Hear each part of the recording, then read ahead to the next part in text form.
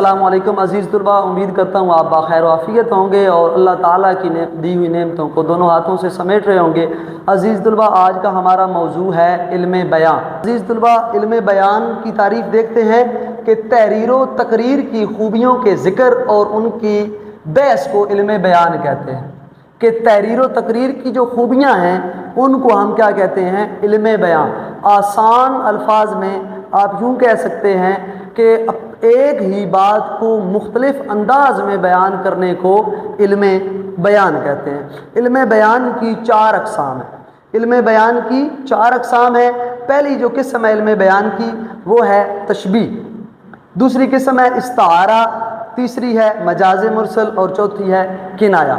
تشبیہ، آج کے اس ویڈیو میں ہم جو ہے وہ پہلی جو علم بیان کی قسم ہے اس کے بارے میں پڑھیں گے۔ تشبیہ، تشبیہ کسی چیز کو مشترکہ صفت کی بنا پر کسی دوسری چیز کے مانند قرار دینا، اس کو علم بیان کی اصطلاح میں اس کو تشبیہ کہتے ہیں۔ یعنی کہ ایک چیز کو دوسری کی طرح کا کہنا، لیکن دونوں کے اندر کوئی مشترکہ خوبی ہو، کوئی مشترکہ صفت ہو، تو اسے ہم کہتے ہیں تشبیہ۔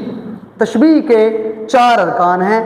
پہلا جو تشبیہ کا ارکان ہے وہ ہے مشبہ، یعنی کہ جس کو تشبیہ دی جائے، جس کو تشبیہ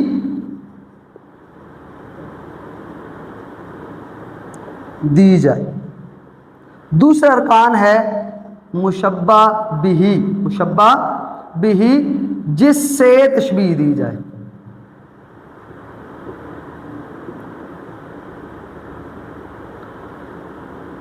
اور تیسرا ہو گیا وجہ تشبیہ، وجہ تشبیہ، یعنی کہ کس وجہ سے ہم اس کو تشبیہ دے رہے ہیں، جو اس کی مشترکہ صفت آ رہی ہے یا مشترکہ خوبی جو ان کے اندر ہے اسے ہم کیا بولیں گے؟ وجہ تشبیہ۔ مشترکہ صفت یا خوبی جو جس کی بنا پر آپ اس کو تشبیہ دے رہے ہیں۔ اور چوتھا ہے اس کا جو ارکان وہ ہے حروف تشبیہ، یعنی کہ ہم جو حرف استعمال کر رہے ہیں تشبیہ دینے کے لیے اسے ہم بولتے ہیں حروف تشبیہ، جس میں حروف تشبیہ آ سکتا ہے کی طرح، مثل ہو سکتا ہے، مانند ہو سکتا ہے، جیسا ہو سکتا ہے۔ یہ سارے کیا ہیں؟ حروف تشبیہ ہیں۔ ہم کچھ مثالیں دیکھتے ہیں، مثالوں کی مدد سے اس کو سمجھتے ہیں تشبیہ کے ارکان کو۔ پہلی جو ہے نثری مثالیں دیکھتے ہیں۔ یہ کاغذ دودھ کی طرح سفید ہے، پہلی مثال ہے یہ کاغذ دودھ کی طرح سفید ہے۔ اس میں ہم تشبیہ دے رہے ہیں کاغذ کو، جس کو تشبیہ دی جا رہی ہے وہ کیا کہلاتا ہے؟ مشبہ۔ تو کاغذ کیا ہو گیا؟ مشبہ ہو گیا۔ اب جس سے تشبیہ دے رہے ہیں وہ ہے مشبہ بہ۔ تو جس سے تشبیہ، کس سے تشبیہ دے رہے ہیں جی؟ کاغذ کو تشبیہ دے رہے ہیں دودھ کے ساتھ، تو دودھ ہو گیا مشبہ بہ۔ اور ہم کس وجہ سے تشبیہ دے رہے ہیں؟ وجہ تشبیہ کیا ہے کہ دونوں کے اندر مشترک خوبی کیا ہے؟ وہ ہے سفید۔ یہ کیا ہو گیا؟ وجہ تشبیہ۔ اور چوتھی چیز جو ہم نے پڑھی، ارکان جو پڑھا تشبیہ کا، وہ ہے حروف تشبیہ۔ تو اس میں حروف تشبیہ کیا ہوگا؟ کی طرح۔ یہ جو کی طرح لفظ آ گیا ہے یہ کیا ہو گیا؟ حروف تشبیہ۔ اسی طریقے سے دوسری مثال کو دیکھتے ہیں۔ پانی برف کی طرح ٹھنڈا ہے، پانی برف کی طرح ٹھنڈا ہے۔ ہم جس کو تشبیہ دے رہے ہیں وہ کیا ہو گیا؟ پانی۔ جس سے تشبیہ دے رہے ہیں وہ کیا ہے؟ برف، مشبہ بہ۔ اور جس وجہ سے تشبیہ دے رہے ہیں وہ ہو گیا کیا؟ ٹھنڈا۔ ٹھنڈک ان کے درمیان کیا ہے؟ مشترکہ خوبی ہے۔ اور کی طرح کیا ہو گیا؟ حروف تشبیہ۔ اسی طریقے سے ہم تیسری مثال کی طرف چلتے ہیں۔ تیسری مثال کیا ہے؟ کنویں کا پانی شہد کے مانند میٹھا ہے۔ اب کس کو تشبیہ دی جا رہی ہے؟ مشبہ کیا ہوگا؟ کنواں۔ کنویں کو تشبیہ دی جا رہی ہے، کس سے دی جا رہی ہے؟ کنویں کے پانی کو کس سے تشبیہ دی جا رہی ہے؟ شہد کے ساتھ۔ مشبہ با بن گیا، مشبہ بہ بن گیا۔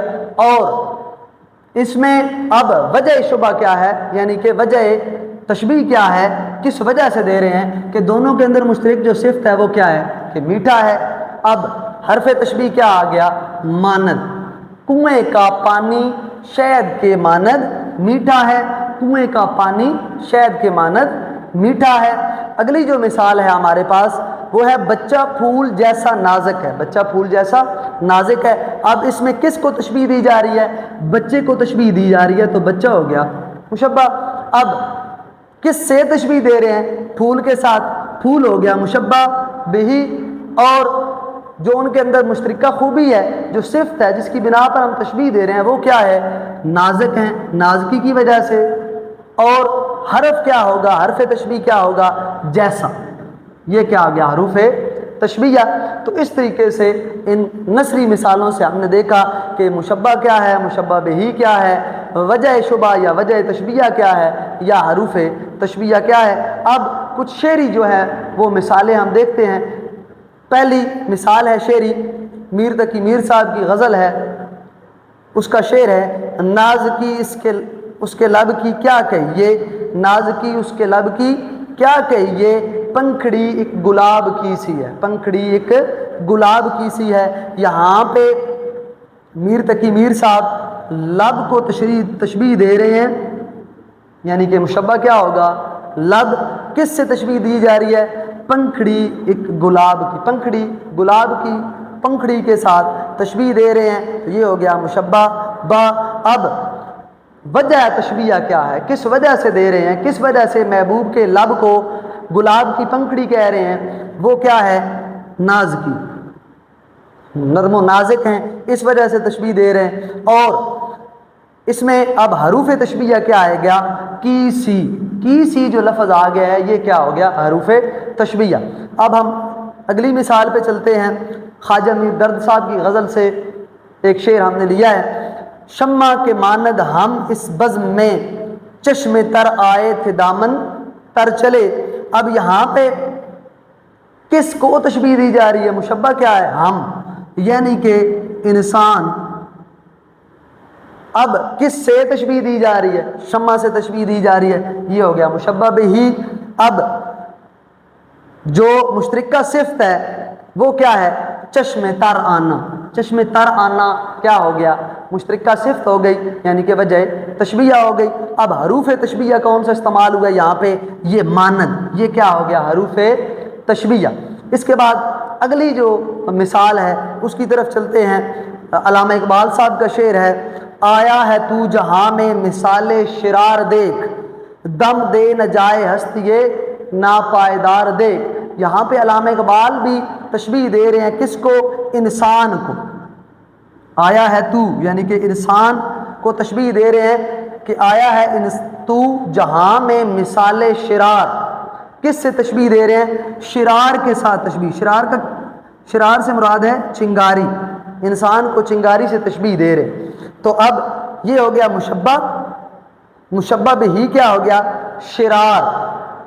ٹھیک ہے، اب کس وجہ سے تشبیہ دے رہے ہیں؟ وجہ تشبیہ کیا ہے؟ ناپائیدار۔ ناپائیداری جو ہے وہ کیا ہے؟ دونوں کے اندر مشترکہ صفت ہے۔ اب چوتھی چیز آ گئی حروف تشبیہ۔ حروف تشبیہ اس میں کیا استعمال کیا جا رہا ہے؟ مثال۔ مثال کیا ہو گیا؟ حروف تشبیہ ہو گیا۔